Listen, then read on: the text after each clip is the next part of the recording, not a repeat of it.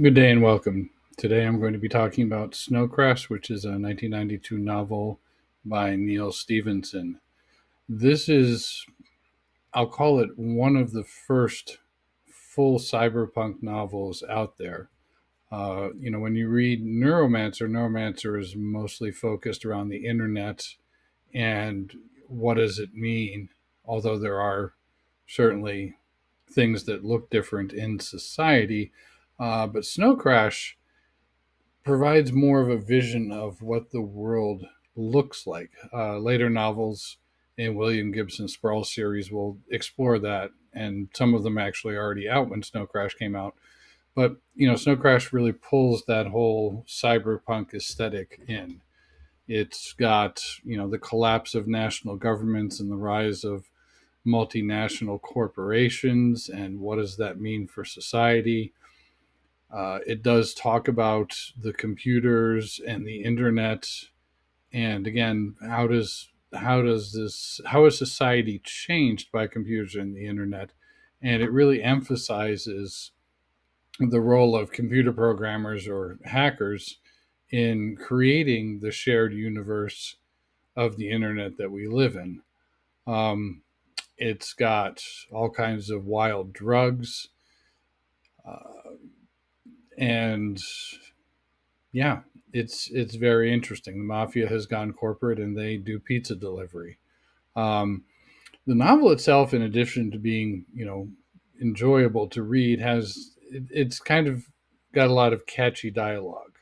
Um, and one of the, it actually foresees globalization. One of the early comments in the book is there are four things that Americans do better than anything else: music, music, movies, microcode, and pizza delivery. And what you see is there's waves of immigrants that come in and then integrate themselves into U.S. culture. And everything's run on a franchise system. So if you're running a pizza delivery shop, you have a binder explaining to you how to make pizza and make sure pizza gets delivered well. And that's the way society as a whole exists. The United States government exists, but it doesn't really do a lot. Um, the story itself focuses on YT, who is a young skate punk, we'll say. She uses the name YT, which stands for yours truly, and no one really knows that. And hero protagonist, um, who is half Japanese, half African, and he bills himself as the greatest swordsman ever. And since he's the guy who wrote the microcode for the code for sword fighting uh, on the internet, so to speak, he does have certain advantages there. And what they it ends up being kind of a detective novel that also has physical components. So it's not just a matter of finding the secret to what's going on, it's a matter of actually taking action to deal with it, because one of the people who's involved in the plot that they eventually realize they're trying to stop um, is in fact the guy who owns all the cable service in the world. So he's not exactly someone you can just kind of walk up to and say, I accuse you, especially when there's no national governments.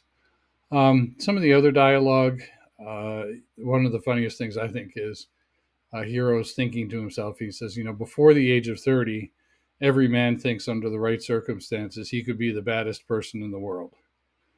And, there's a couple paragraphs that go on about that. And every time, I mean, I read the book first 30 years ago, and I still think it's hilarious every time I come across that phrase, those paragraphs again.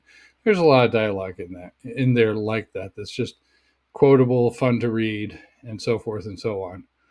Um, One of I won't say problems, because it's not a problem in Snow Crash, but some of Stevenson's later novels do suffer from this, is he starts dragging so much into the story. There's like a whole subplot, so to speak, about Sumerians. So he ends up spending a lot of time doing info dumps on Sumerian myth for Hero so that Hero can understand the events that are occurring in the present. And it makes sense within the context of the story, but it's like, oh my God, I did not want to learn that much about Sumer and hieroglyphics. Or maybe you do, and maybe you enjoy it. That's okay. Um, I think the book really flows well, but I think it doesn't. It's Stevenson is telling a story that he enjoys, but at some point he doesn't really know how to end the story, and so there's a couple of contrivances, and the story comes to a neat ending, but you're like, what?